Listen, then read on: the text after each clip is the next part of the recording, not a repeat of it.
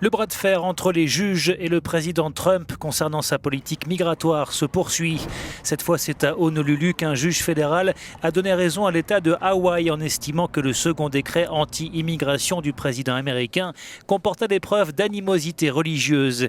C'est l'argument mis en avant par le ministre de la Justice de l'État de Hawaï.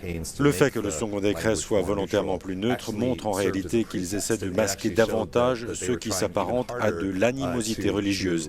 Et l'animosité signifie hostilité.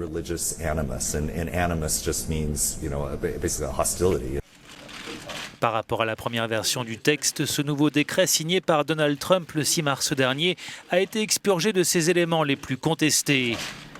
Le premier décret du 21 janvier interdisait l'entrée aux États-Unis aux ressortissants de 7 pays majoritairement musulmans, dont l'Irak, pour une durée de 90 jours. L'interdiction visait aussi tous les réfugiés pendant 120 jours et les réfugiés syriens pour une durée indéterminée.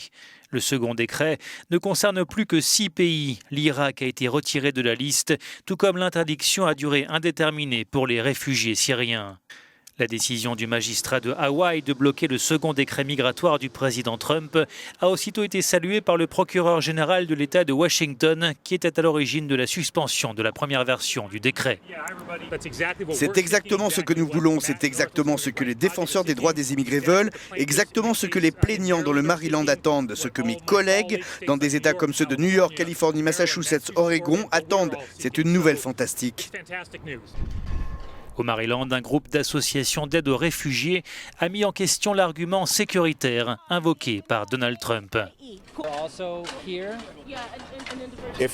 S'il y a des menaces réelles, eh bien, elles doivent faire l'objet d'enquêtes sur une base individuelle. Mais nous ne devrions pas présumer qu'un groupe ou une religion est plus dangereux qu'un autre groupe. Nous voulons revenir à un système où les menaces sont examinées de manière individuelle et non pas sur la base d'une religion.